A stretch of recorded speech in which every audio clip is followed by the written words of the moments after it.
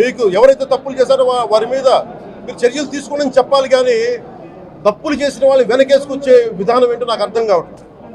ఇది ఆయన మార్చుకోవాలి. అంతేగాని మీరు అస్థిరత చేసే ఆలోచన కానే కాదు. ఇదే మీరు ఊహించండి, ఇంకా ఏ ధర్మం మీదైనా సరే ఇలాంటి అపవిత్రం ఒక చర్చి మీద జరిగిన, ఒక మస్జిద్ మీద జరిగిన దేశం అల్లకల్లోలం చేసేస్తారు, ప్రపంచం అంతా మాట్లాడతారు, గ్లోబల్ న్యూస్ అయిపోద్ది. కానీ దేశంలో కోట్లాది మంది హిందువులు అపవిత్రమైతే, ఈ ప్రసాదం అపవిత్రమైతే ఒక్కరు కూడా మాట్లాడకూడదు, ఇది సెక్యులర్ వ్యవస్థకు విఘాతం అంటే హిందువులకి మనోభావాలు ఉండవా? ఇది ఒక్కరు నిందించట్లా, అసలు మీరు ప్రస్తావన చేయకూడదు, ఇది తప్పు, ఇది మాట్లాడకూడదంటే ఎట్లా? ఇదే వేరే మతానికి మీరు అన్వయిస్తారా? నేను అన్ని మతాలని సమానంగా గౌరవించేవాడిని, ఇస్లాంని గౌరవించేవాడిని, క్రిస్టియానిటీని గౌరవించేవాళ్ళం మేమందరం. సనాతన ధర్మం అని మొత్తుకుంటున్నాం. దేనికి సనాతన ధర్మం అంటే? సనాతన ధర్మానికి ఒకరు ప్రారంభించింది కాదు, ఇది ఒక వ్యక్తి ఒక కూర్చోబెట్టి ఒకరు స్టార్ట్ చేసింది కాదు. ఇది కొన్ని వేలాది సంవత్సరాలుగా అన్ని మతాలని, అన్ని విశ్వాసాలని అలింగనం చేసుకున్న నేల ఇది. అలాంటి విశ్వాసాలకి దగ్గర తీసుకున్న ఈ నేల మీద ఇలాంటి అపవిత్రం జరిగితే, రిపీటెడ్గా జరిగితే, ఒకసారి కాదు, 2 సార్లు కాదు, రిపీటెడ్గా జరిగితే ఇప్పుడు కూడా మాట్లాడకూడదంటే అది తప్పు చేసిన వాళ్ళం అవుతాం మేము. దోషులకి శిక్ష పడాలి.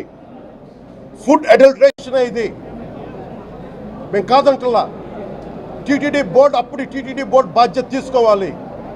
పొలిటికల్గా వచ్చి అలంకారప్రాయంగా ఒక్కొక్కళ్ళు వచ్చేసి దర్శనాలకి టికెట్లు ఇవ్వడానికి మీరు బోర్డు మెంబర్స్ అవ్వలేదు. మీరు ఎవరు చైర్మన్ కానీ ఈవో కానీ, మీరు అక్కడ ధర్మాన్ని పరిరక్షించాలి. మీరు అక్కడ మీ ఇష్టాలకి మీరు కూర్చోబెట్టి మీ ఇష్టాలకి కాంట్రాక్ట్లు ఇచ్చుకోవడానికి మీరు టీటీడీ బోర్డుకి మీరు వెళ్ళలేదు. మీరు అందరూ, మీ అందరికీ బాధ్యత ఉంది. మీరు నిర్ణయించుకోవాలి. ఎవరికి కోపాలు రావు, ఎవరికి వేదన రాదు, ఎవరికి బాధలు రావంటే కుదరదు. వస్తాయి బాధలు, వేదన ఉంది, మాట్లాడతాం. మర్చిపోకండి ఎవరు. గత ముఖ్యమంత్రి గారు కూడా నేను చేస్తా ఉన్నాను, జగన్మోహన్ రెడ్డి గారికి కూడా. ఇదే చర్చికి జరిగితే మీరు ఊరుకుంటారా? ఒక మసీదుకి జరిగితే ఊరుకుంటారా?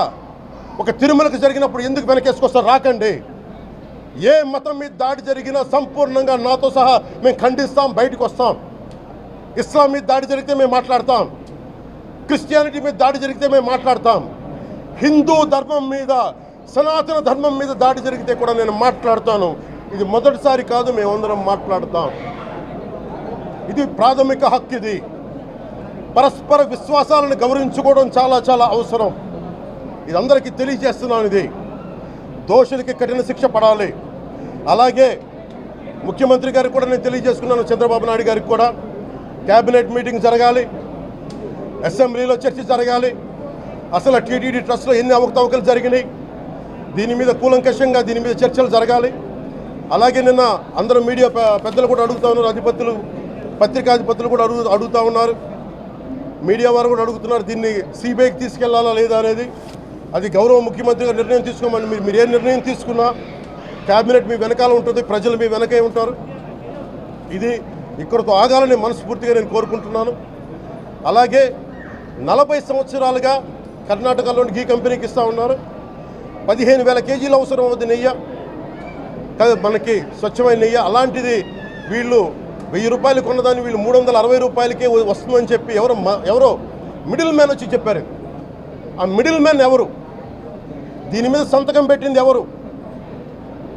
మీరు 1,00,000 లడ్డూలు మీరు అయోధ్యగా పంపించినప్పుడు మాట్లాడింది ఎవరు?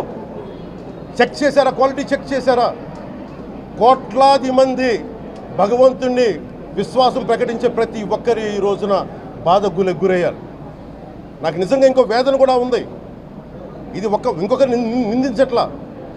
తిరుమలలో ఉండే ఇంతమంది సేవ చేసుకునే వ్యక్తులు కానీ, మీరందరూ హిందువులే కదా, మీరందరూ టీటీలో ఉండే వందలాది మంది ఎంప్లాయీలు, మీకు ఉద్యోగులు, వేలాది మంది ఉద్యోగులు, మీరందరూ ఏం చేస్తున్నారు? మీరు హిందువులు కాదా? మీరు స్వామివారికి అపవిత్రం జరుగుతూ ఉంటే మీరు కల్తీ నేచరు మీకు తెలిసి కూడా మీరు ఎందుకు కాముకున్నారు? భయపడ్డారా? వైసీపీ అంటే, వైవి సుబ్బారెడ్డి గారంటే భయపడ్డారా? ధర్మారెడ్డి గారంటే భయపడ్డారా? ఏ స్వామి అయితే మీకు ఆశ్రయం ఇచ్చారు, ఆ స్వామికి అపవిత్రం జరుగుతూ ఉంటే మీరందరూ కామ్గా కూర్చునే మీకు ఎలా వచ్చింది మీకు? ఇది నేను సాటి హిందువులను కూడా నేను ప్రశ్నిస్తున్నాను. మీరు కూడా తప్పు చేశారు దీంట్లో. ఇది ముందుగా ప్రతి హిందువు గౌరవించాల్సింది. దీన్ని మీ మతాన్ని మీరు గౌరవించుకోండి ఫస్ట్.